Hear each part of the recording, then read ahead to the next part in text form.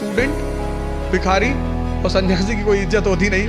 मेरे पिताजी ने बड़ा अच्छा जवाब दिया, बोले कौन सा मुगल कुल है कि हमारे कुल का भारत में बड़ा नाम हो। और दुनिया में राइज करने का सबसे अच्छा साधन है बेइज्जती। कि मास्टर आईएएस बनेंगे, बंद कराएंगे तुमको, कुछ भी हो जाए।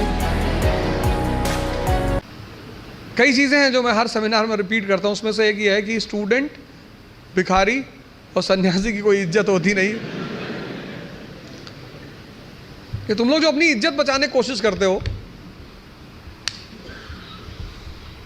अपने स्कूल में किसी कारणवश पकड़े गए, कार्रवाई हुई हमारे ऊपर, तो मेरी माताजी ने कहा घर में कि कुल का नाम खराब कर रहा।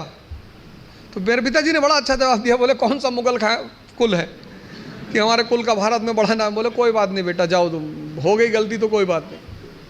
स्टूडेंट, तुम जहां भी सीखने जाओगे ये सब कॉन्सेप्ट लेकर, मैं तो क्लास में देखता हूं 500 लड़के 600 लड़के बैठे होते हैं, सवाल ही नहीं करते, एक दूसरे का चेहरा देखते हैं।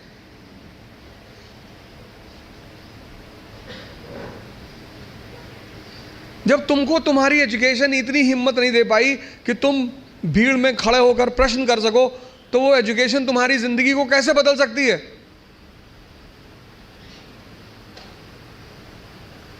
अगर तुम पढ़े लिखे हो, शिक्षित हो और तुम सवाल नहीं कर सकते, भाई तुम सवाल, यहां इतने सारे लोग बैठे, अगर तुम कोई क्वेश्चन पूछते हो और लोग हंसते हैं, क्या फर्क पड़ता है? लोग सिर्फ मुर्दों पे नहीं हंसते। तुम अगर जिंदा हो, तुम जिंदा हो तो लोग तुम पर हंसेंगे। तो एजुकेशन कम से कम इतनी तो क्षमता दे कि मैं पूछूंगा हाथ उठा के। कितने लोग आते हैं कोचिंग करने, वो कोचिंग से वापस चले आते हैं, वो अपने डाउट्स पूछते ही नहीं क्लास में, टीचर से मिलने ही नहीं जाते।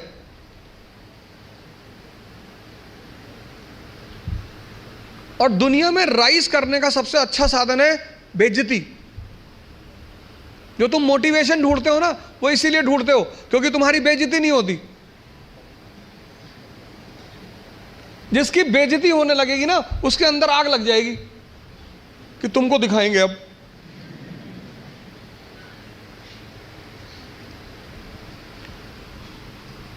और तुम उसी चीज से डरते हो। भाई तुम क्लास में टीचर पढ़ा रहा है, तुमने कोई सवाल किया, टीचर ने डांट के बिठा दिया, बदतमीज कहेंगे, बच्चों जैसे सवाल करो, भगा देंगे क्लास। पूरी क्लास हंसने लगी। कितनी आग लगी अंदर कि मास्टर आईएएस बनेंगे, बंद कराएंगे तुमको, कुछ भी हो जाए। तभी तो पढ़ोगे, आग है ही नहीं अंदर।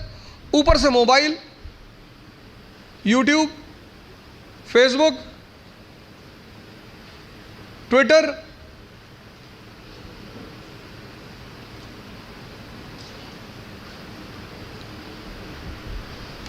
मैं 4-5 दिन पहले क्लास ले रहा था दिल्ली में, तो एक भाई साहब लिख रहे थे एक हाथ से, दूसरे हाथ से मोबाइल से रिकॉर्ड कर रहे थे। मैंने कहा यूट्यूबर हो?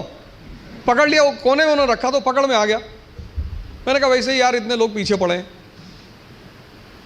क्या बना रहे हो? नहीं नहीं सर ऐसे ही। पढ़ लो यार। सेल्फ इंट्रोस्पेक्शन करो। दूसरा काम, अपनी क्षमता को पहचानो। अगर कम है, अगर तुम 2 किलोमीटर सिर्फ वॉक कर सकते हो एक दिन में, कोई बात नहीं, उसको 25-30 किलोमीटर तक पहुंचाओ। इन सब लोगों ने यही किया, अपनी क्षमता को पहचाना, सेल्फ इंट्रोस्पेक्ट किया, उसमें को बढ़ाया। हम जब तैयारी करने आए थे, हमको कुछ नहीं आता था।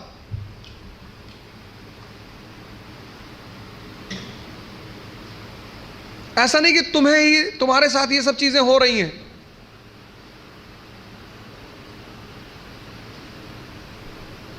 तो पहली बात,